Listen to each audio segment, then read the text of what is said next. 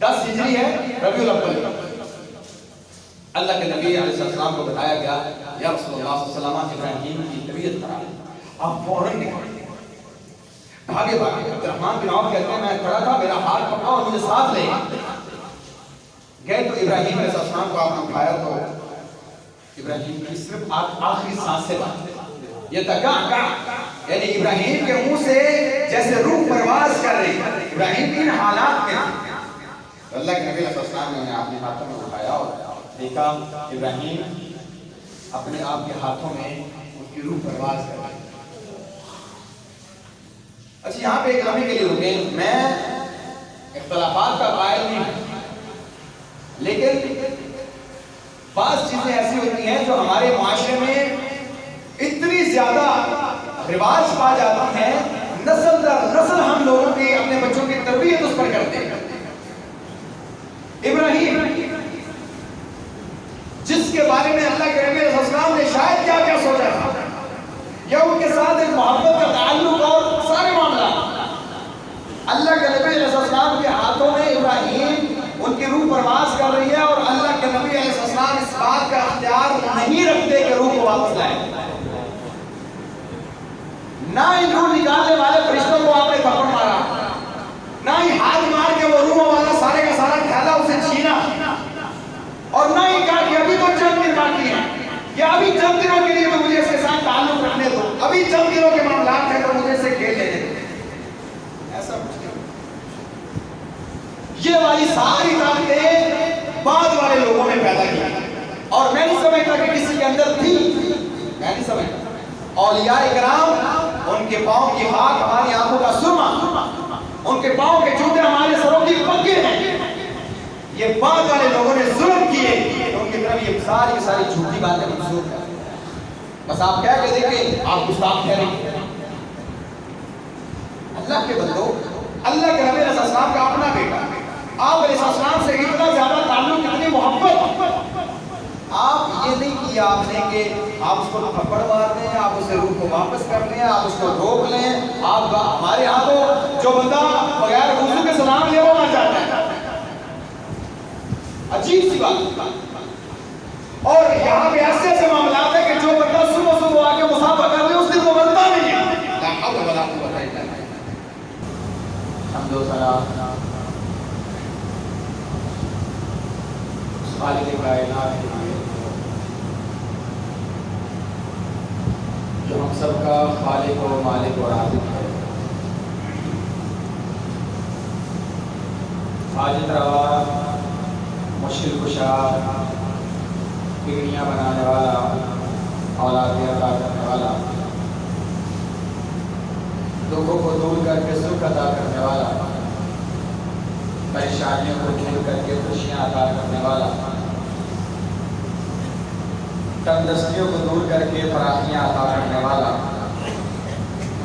گناہوں کو دیکھتے ہوئے ان کی پردہ پوشیاں کر کے ان کو معاف کر دینے والا، جو ازل سے ہے ابد تک رہے گا، اکیلا تھا، اکیلا ہے اور اکیلا ہی رہے گا، جس کا کوئی وزیر، کوئی مشیر، کوئی شریک، کوئی ثانی، کوئی مثل، کوئی وسیل اور کوئی ہمسر نہیں تھا۔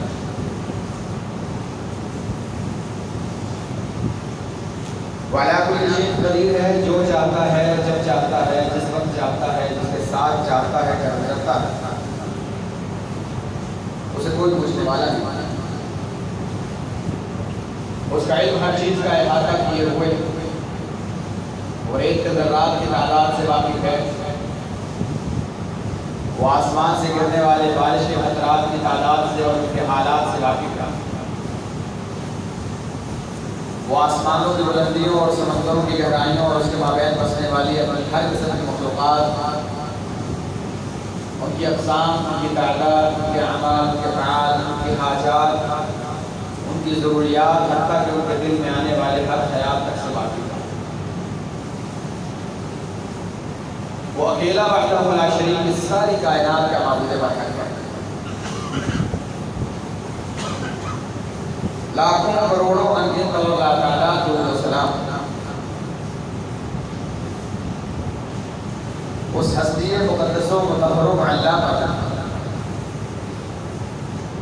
جن کا نام پڑھ لینے یا سن لینے کے بعد مسنون درود نہ پڑھنے والا دنیا کا بخیل ترین انسان ہوتا، جن کا نام نامی محمد رسول اللہ صلی اللہ علیہ وسلم۔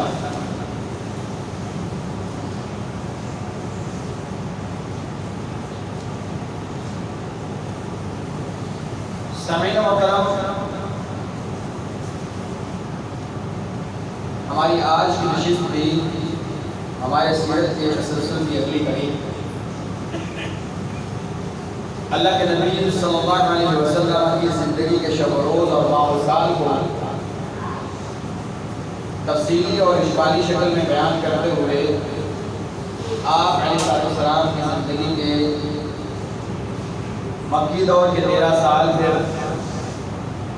مدنی دور کے پہلے 9 سال کو اللہ کی توفیق کے ساتھ ہم نے بیان کیا۔ آپ علیہ السلام کو مکہ سے ہجرت کر کے مدینہ آئے ہوئے 10 سال کا عرصہ گزر چکا ہے۔ 10 سال کے اوائل اور 10 سال کے اواخر، جیسا کہ میں پہلے بات کر چکا ہوں کہ 10 سال کے اوائل میں آپ علیہ السلام کے ساتھ وفود کی ملاقات، اور سن 10 ہجری کے اواخر میں آپ علیہ السلام کا حج کے لیے سفر کرنا۔ اس سے پہلے کہ ہم حج کے لیے سفر کا تذکرہ کریں، اور میں 2 باتیں انتہائی اہم ہیں۔ پہلی، سفر سے پہلے 2 ایسے معاملات تھے جن کا تعلق 10 ہجری کے ساتھ ہے، اور ایک کا آپ علیہ السلام کے حج کے ساتھ تھا، اور دوسرا یہ کہ حج کا بنیادی طور پر فلسفہ کیا تھا۔ سن 10 ہجری ہے، اسی 10 ہجری میں آپ علیہ السلام نے جہاں وفود کے ساتھ ملاقاتیں کی اور چوک در چوک لوگ دائرہ اسلام میں داخل ہوتے ہیں، وہاں پہ اللہ کے نبی علیہ السلام کہ ہاں جو بیٹا پیدا ہوا ابراہیم رضی اللہ تعالی عنہ، اسی 10 ہجری میں اس کی وفات ہوئی، اور یہ بہت بڑا واقعہ تھا۔ آپ علیہ السلام کی ابراہیم کے ساتھ محبت، یہ آپ علیہ السلام کے بیگمات میں سے ماریہ قبطیہ سے یہ بیٹا آپ کا۔ اس سے پہلے جو 2 بیٹے آپ علیہ السلام کے وفات پائے، وہ حضرت خدیجہ رضی اللہ عنہا سے تھے، اور وہ مکہ میں فوت ہوئے۔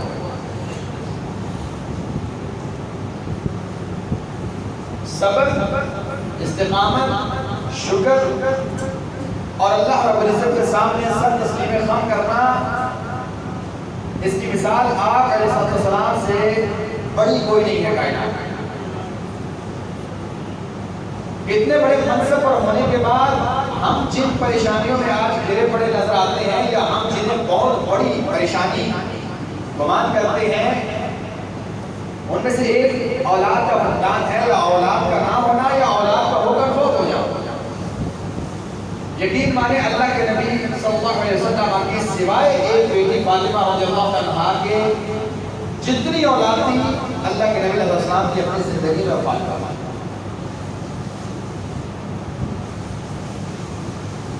10 ہجری کو اللہ کے نبی علیہ السلام، اور ان کے ساتھ ایک الفت بھی تھی، پیار بھی تھا، اور آپ جانتے ہیں کہ حضرت ابراہیم رضی اللہ عنہ کی عمر کتنی تھی؟ 18 ماہ، یعنی پونے 2 سال کا بیٹا جو آپ علیہ السلام سے پچھلے 1.5 سال سے پونے 2 سال سے کھیل رہا ہے، اور آپ علیہ السلام اکثر و بیشتر جس صحابی کے ذمہ لگایا تھا اس کی کفالت کرنا، ام سیب کے اس کے گھر آیا جایا کرتے تھے، اور اکثر و بیشتر آپ وہاں پہ جاتے، ابراہیم کے ساتھ کھیلتے، کو اٹھاتے، کو بوسو کنار کرتے، اور وہیں پہ آپ آرام فرماتے تاکہ اس کے ساتھ میں ٹائم گزار سکتا۔ اتنی محبت.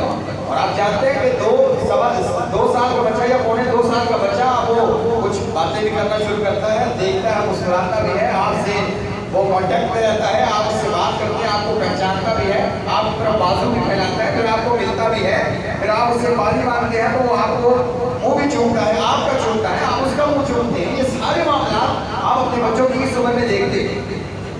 تو آپ گمان کیجیے کہ اللہ کے نبی علیہ السلام کا یہ والا تعلق ابراہیم کے ساتھ تھا, اور اتنا پیار ہو جانے کے بعد آپ علیہ السلام ایک طرح اٹھا کے اپنی عائشہ کے پاس بھی لے گئے. کہا عائشہ ابراہیم کو دیکھو, میرے ساتھ کتنی شکل ملتی ہے ایسی, یعنی ابراہیم ہو بہو میری طرح ہے. اور صحابہ جانتے تھے کہ ابراہیم بالکل اپنے بابا پہ گئے. اب اپنی عائشہ رضی اللہ عنہا صرف جویریہ کی محبت کی غیرت کی وجہ سے کہتے ہیں آپ کو لگ رہا ہے, مجھے تو آپ جیسا کوئی نہیں لگ رہا. عائشہ دیکھا, اس کا رنگ دیکھا, اس کا گوشت دیکھو, بالکل میری طرح ہے. کہتے اللہ کے نبی اونٹنیوں کو اور بکریوں کا دودھ پیے گے تو بچے سفید ہی ہوں گے نا. اب جب رنگ سفید ہوگا تو پلے ہوئے بھی ہوں گے. آپ خواہ کہہ رہے ہیں میرے اوپر ہے, آپ جیسا کوئی نہیں. حالانکہ ان کو پتا تھا کہ اللہ کے نبی صلی اللہ علیہ وسلم سے شکل, یعنی آپ علیہ السلام کے ساتھ شباہت کے بعد پھر آپ علیہ السلام کے ساتھ ایک محبت کا تعلق ابراہیم. عبد الرحمن بن عوف رضی اللہ تعالیٰ عنہ فرماتے ہیں کہ اللہ کے نبی علیہ السلام کو پتا چلا کہ ابراہیم کا طبیعت خراب ہے. یہ سن 10 ہجری کا واقعہ ہے, ربیع الاول 20 تاریخ, 10 ہجری ہے, ربیع الاول.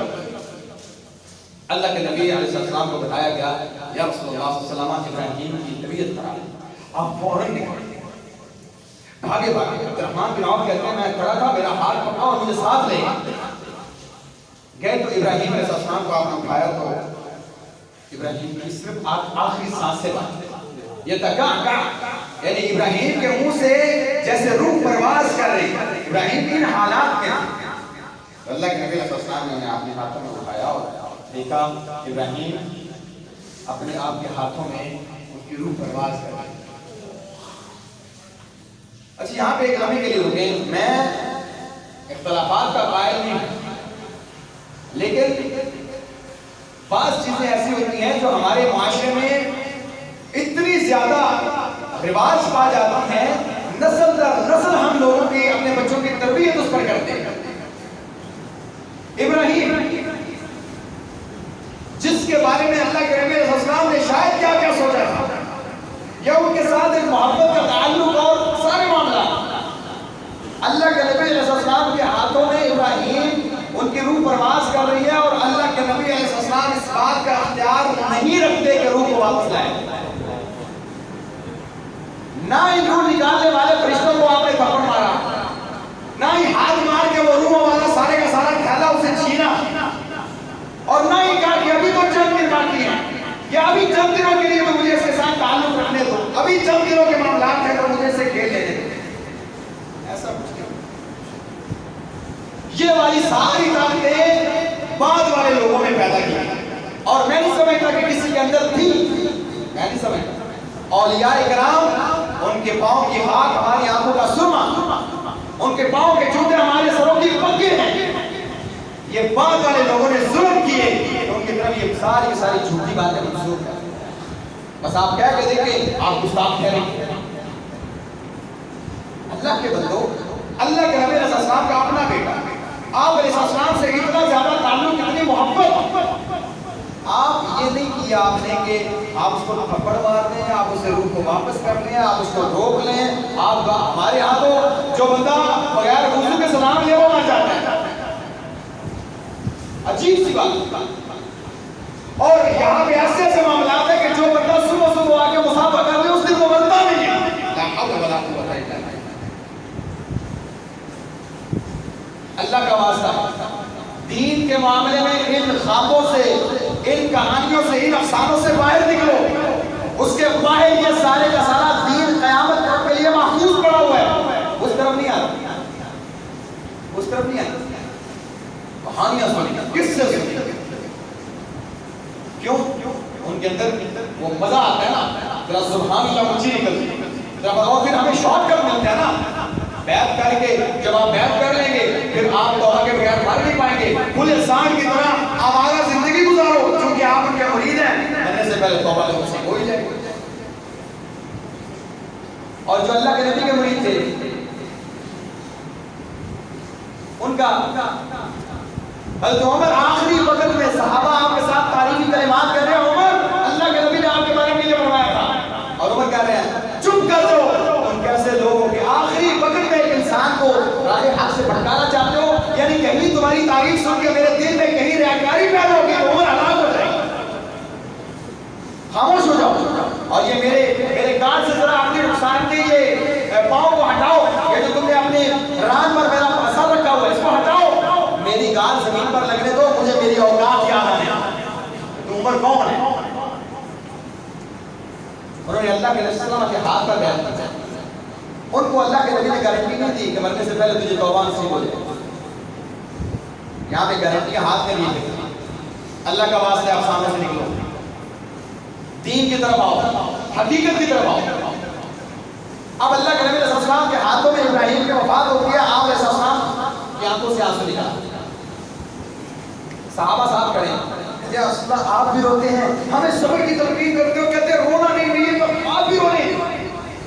کم نے تمہیں نوحہ کرنے سے منع کیا. دو ایسی آوازیں جو میت پر نوحہ کرتے ہوئے آئے, یا آپ خوشی کے وقت بجاتے ہیں, یہ شیطان کی آوازیں یعنی موسیقی کی آوازیں, میں نے اس سے منع کیا تھا. جہاں تک تعلق ہے آنکھوں سے آنسو آنا, جب یہاں پہ چوٹ لگتی ہے نا تو آنکھوں سے آنسو نکل جاتے ہیں. یہ تو رحمت کی علامت ہے. یہ جو آنسو ہیں یہ رحمت کے آنسو ہیں کہ اس کی جو تکلیف میرے دل پر پہنچی ہے یہ اس کی آنسو ہیں. میں نوحے سے منع کرتا ہے. پھر آپ نے کہا ابراہیم میرے جانے نے مجھے بڑا تکلیف کیا, یہ دل پارا پارا ہو گیا تیرے جانے سے, لیکن میں محمد صلی اللہ علیہ وسلم زبان سے کوئی ایسا کلمہ نہیں نکالوں گا جو میرے اللہ کو ناراض کرے. میں پھر بھی اللہ کا شکر ادا کرتا ہوں. اب ابراہیم رضی اللہ عنہ جس دن وفات پاتے ہیں اسی دن ہی سورج کو گرہن لگ جاتا ہے. اب لوگوں کے اندر باتیں ہونے لگی کیونکہ معاشرے کے اندر پہلے سے رواج تھا کہ کوئی بڑا بندہ فوت ہوتا ہے تو سورج گرہن لگ جاتا ہے, چاند گرہن لگ جاتا ہے. تو صحابہ کے درمیان بھی یہ باتیں ہونا شروع ہو گئی. انہوں نے کہا کہ جی ابراہیم چونکہ فوت ہوئے ہیں اس لیے سورج کو گرہن لگ گیا. اللہ کے نبی علیہ السلام کو یہ بات پتہ چلی, آپ علیہ السلام نے فوراً اس بات کی نفی کی. صحابہ کو جمع کہا یہ چاند اور سورج جو ہے اللہ کی نشانیاں ہیں, اللہ جب چاہے ان کا نور چھین لیا کرتا ہے. یہ اللہ تعالیٰ کی نشانیاں ہیں, اس کا کسی کی زندگی اور موت کے ساتھ کوئی تعلق نہیں ہے کہ ابراہیم فوت ہوا اور سورج میں لگ گیا. ایسا آپ علیہ السلام نے جاہلیت کے عقیدے کی نفی کر دی, اور آپ علیہ السلام نے صحابہ کو وہ صلاۃ الخسوف اور صلاۃ الخسوف کا معاملہ سکھایا, اور آپ علیہ السلام نے نماز پڑھی. یہ 10 ہجری کا واقعہ ہے. اس کے بعد آپ علیہ السلام چونکہ حجۃ الوداع, اور میں نے آپ سے کہا تھا حجۃ الوداع کے معاملات یعنی آپ علیہ السلام کا الوداعی حج تھا, اس کے ساتھ کئی ایک چیزیں علت بنتی ہیں کہ اس کو الوداعی حج کیوں کہا جاتا ہے. اس کے اندر اللہ کے نبی علیہ السلام کا ایک اپنے انتہائی محبوب صحابی کو یہاں سے روانہ کرنا تھا یمن کے. یہ معاذ بن جبل رضی اللہ تعالی, آپ علیہ السلام معاذ کے ساتھ آپ کا ایک تعلق تھا, بلکہ اللہ کے نبی نے فرمایا تھا معاذ واللہ انی لأحبک, معاذ اللہ کی قسم سے میں تجھ سے بڑی محبت کرتا ہوں. معاذ کے لیے اور ساتھ آپ نے کہا تھا میں تجھے وصیت کرتا ہوں معاذ, چونکہ میں تجھ سے محبت کرتا ہوں ہر نماز کے بعد یہ پڑھا کرو اللہم اعنی علی ذکرک و شکرک و حسن عبادتک. معاذ ہر نماز کے بعد یہ پڑھا کرو یا اللہ مجھے میری مدد کر, مجھے اتنی طاقت دے, اتنی قوت دے, میں تیرا شکر ادا کروں, تیرا ذکر کروں, کیونکہ یہ سارے کے سارے کام خالص اللہ کی توفیق کے ساتھ, کسی کی اپنی بڑائی نہیں. معاذ اللہ کے نبی علیہ السلام کے ساتھ سواری میں پیچھے بیٹھے, کہتے ہیں میں آپ صلی اللہ علیہ وسلم کے ساتھ سواری میں بیٹھا تھا, آپ نے مجھے کہا یا معاذ, اب یہ چھوٹا سا بچہ تھا جب مسلمان 18 سال کی عمر میں مسلمان ہوئے, تو کہا معاذ جانتے ہو اللہ کے بندوں پر اور بندوں کے اللہ پر کیا حقوق ہیں؟ دیکھیں تربیت ہو رہی ہے, اور یہ جانتے ہی کون صحابی ہے, اللہ کے نبی علیہ السلام نے فرمایا, اور حضرت عمر بھی کہا کرتے تھے ہمارے تمام صحابہ کے اندر اللہ کی شریعت کے اندر حلال اور حرام کے بارے میں سب سے زیادہ علم رکھنے والا معاذ ہے. اور اللہ کے نبی نے فرمایا تھا قیامت کے دن میری امت کے علماء کا امام بنا کے کھڑا کیا جائے گا معاذ. اتنا بڑا عالم, اتنا بڑا عالم.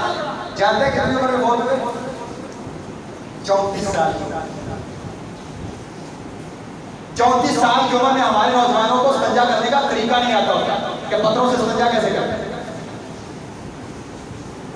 34 سال کی عمر میں ہمارے نوجوانوں کے غسل جنابت کا طریقہ نہیں آتا ہوتا.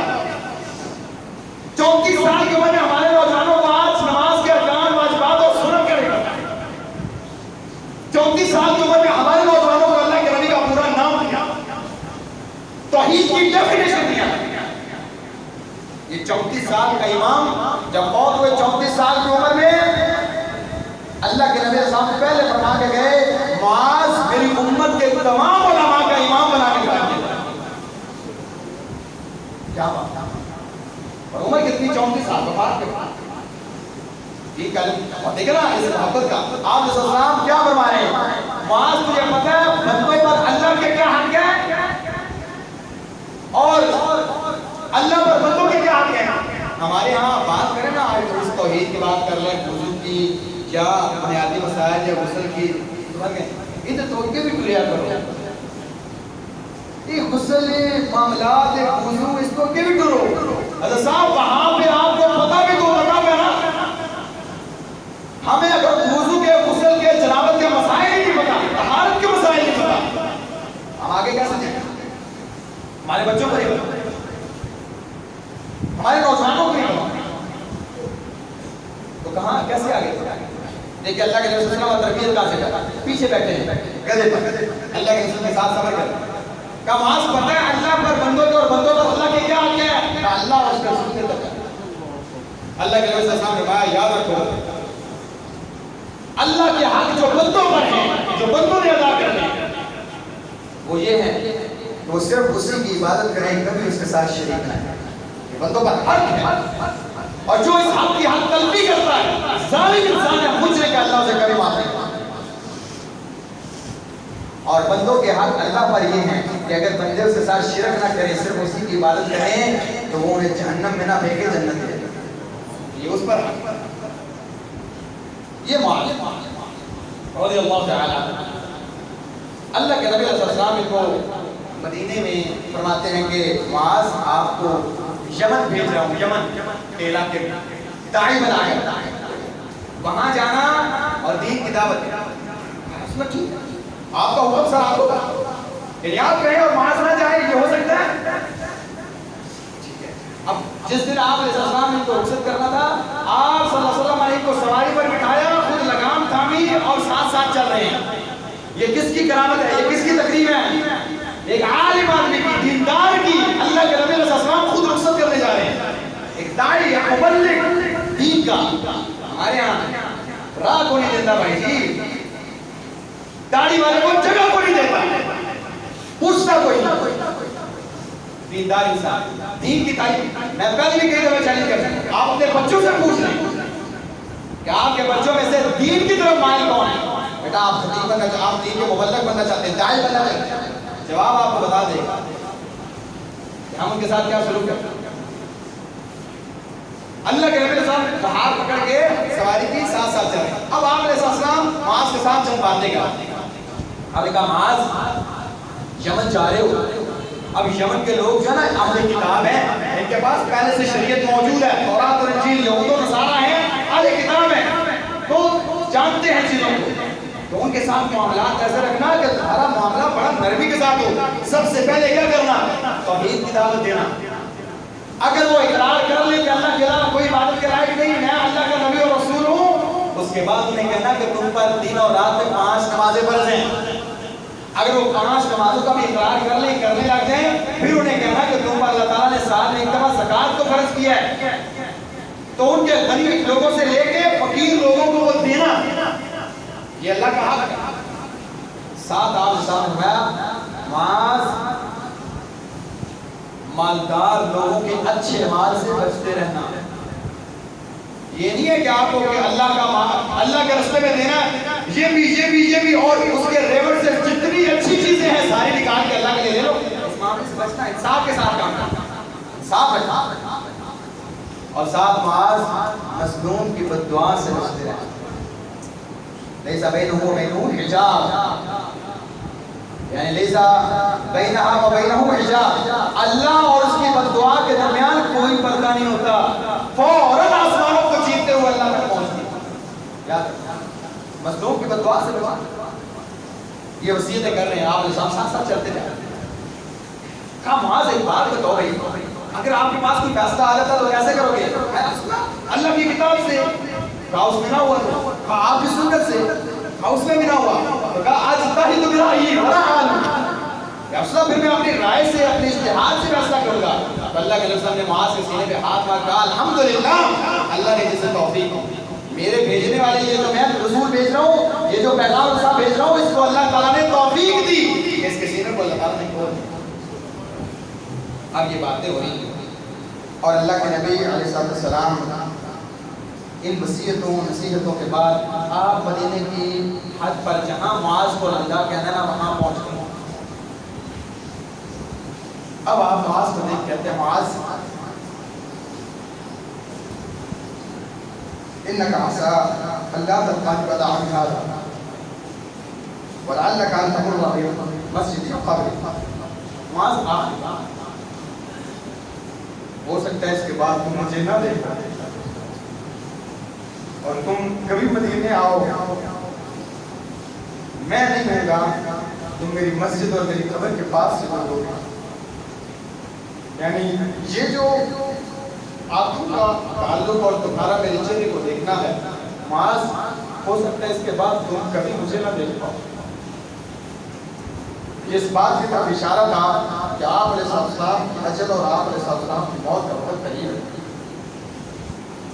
معاذ رو دیا, رسول اللہ ایک تو آپ مجھے یمن بھیج رہے ہیں, دوسرا چاہتے ہوئے آپ مجھے یہ بھی خبر دے رہے ہیں کہ معاذ یہ جو تجھے میرا دیکھنا اور یہ ملاقاتیں آج کے بعد ختم بھائی, اس کے بعد کاش تم کبھی مدینے آؤ, لیکن مدینے میں موجود نہیں ہوگا, میری مسجد موجود ہوگی, میری قبر موجود ہوگی.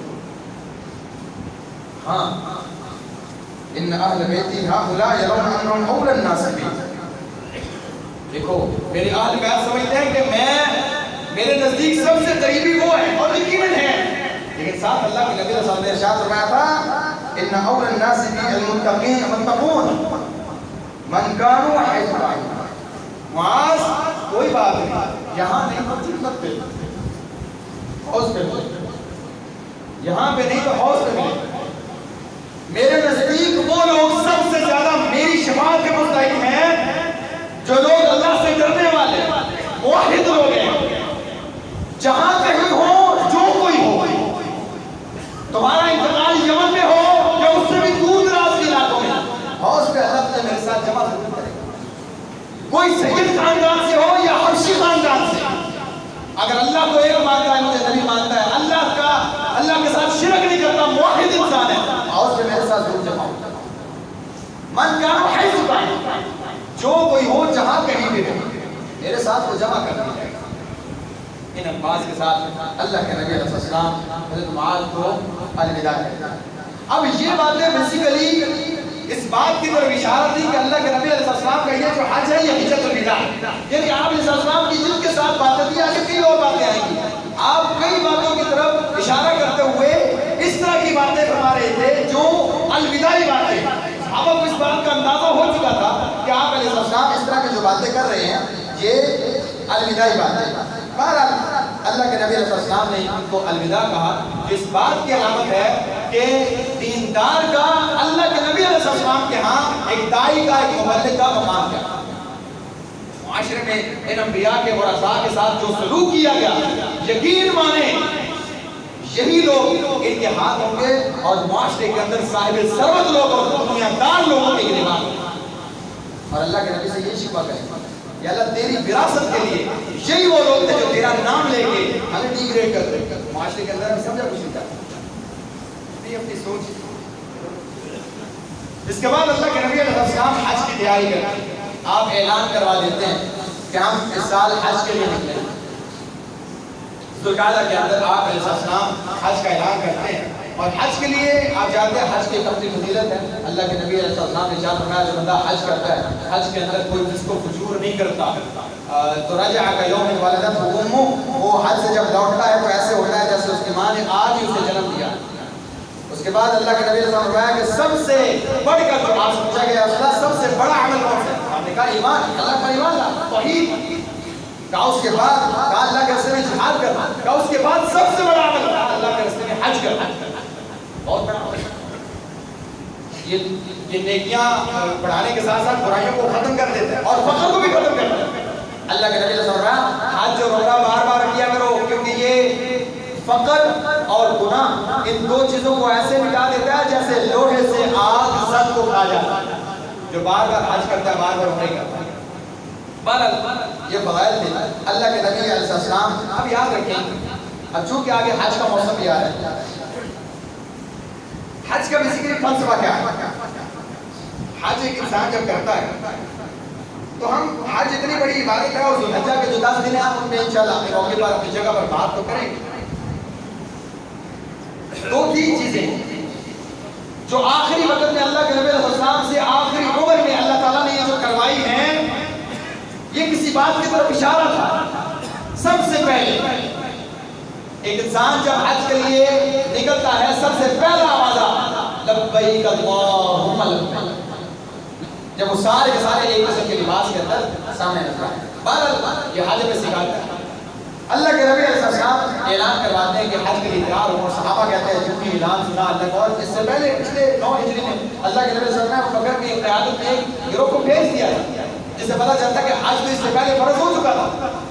تو ابو بکر کی قیادت میں پچھلے سال کچھ لوگوں نے حج کیا بھی۔ تو اللہ کے نبی علیہ السلام نے جب یہ اعلان فرمایا کہ حج کیا جائے، تو صحابہ کہتے ہیں ہر طرف سے لوگ امڑ آئے اللہ کے نبی علیہ السلام کے ساتھ حج کرنا، اور تعداد بعض کہتے ہیں 1,20,000 اور بعض کہتے ہیں 1,44,000 کے قریب ایک جمع غفیر تھا جنہوں نے اللہ کے نبی علیہ السلام کے ساتھ اس وقت حج کرنا۔ اتنا بڑا اجتماع۔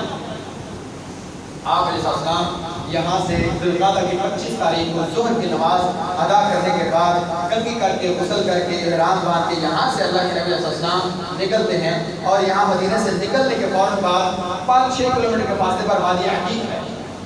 اللہ کے نبی علیہ السلام وہاں پہ نماز ادا کرتے ہیں، اور فرماتے ہیں رات کو میرے پاس ایک آنے والا فرشتہ آیا، اس نے کہا یا رسول اللہ یہاں پہ نماز پڑھیے، برکت والی جگہ ہے، یہاں پہ نماز ادا۔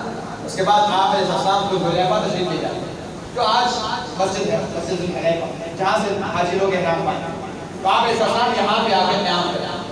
یہاں پہ آپ علیہ السلام پھر اپنی قربانی کے جو جانور آپ ساتھ لے کے جا رہے تھے ان کو شغار کراتا۔ شغار ہوتا ہے کہ وہ جو جانور اللہ کے لیے آپ لے کے جا رہے ہیں قربان کرنے کے لیے، ان کے پیٹھ پر تھوڑا سا چھری لگا کے داغ لگایا جاتا ہے یا زخم لگایا جاتا ہے، پھر وہ خون جو ہوتا ہے اس کے اوپر لیپ کر لیا جاتا ہے تاکہ دور سے پتہ چلے کہ یہ اللہ کے لیے خاص جانور ہے، یا اس کے گلے میں کوئی کلادہ ڈال دیا جاتا ہے جس سے پتہ چلتا ہے کہ یہ قربانی کا جانور ہے، یہ بیت اللہ کے لیے خاص ہے، پھر اسے کچھ چھیڑتا نہیں۔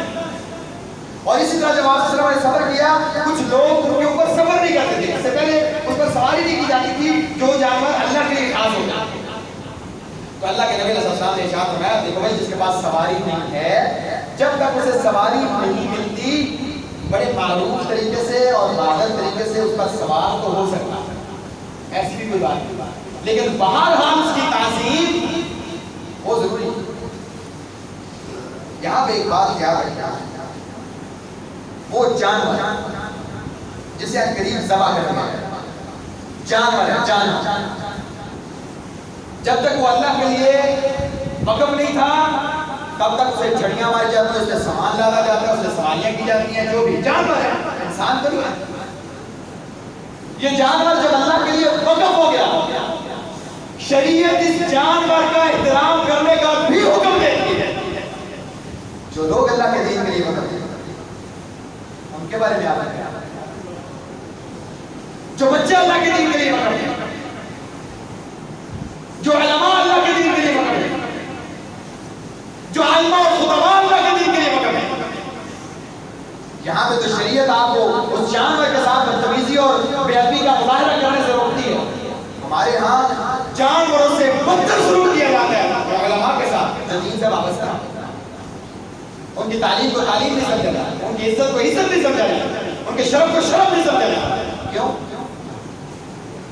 اور یہاں پہ شریعت کہہ رہی ہے کہ دیکھو ان کو نشان لگا دیا گیا ہے، یہ بیت اللہ کے لیے خاص ہے، یہ اللہ کے راستے میں قربان ہونے والے ہیں، اللہ کے ساتھ خاص ہیں. خبردار ان کے ساتھ جو بدتمیزی کرے، ان کو ڈرائے، ان کو مارے، ان کو منع کرے. خبردار. ہمارے ہاں عام جہاں لوگوں سے بدتر سلوک ہو رہا ہے. اللہ کا واسطہ ان چیزوں کی طرف خیال کریں. اس کے بعد اللہ کے نبی علیہ السلام یہاں سے سفر جاری کرتے ہیں. آگے کیا کیا واقعات پیش آتے ہیں انشاءاللہ ہم اگلی چیز میں ذکر کریں گے. اقول قولی ھذا واستغفر لي ولكم ولسائر المسلمين من كل ذنب فاستغفروه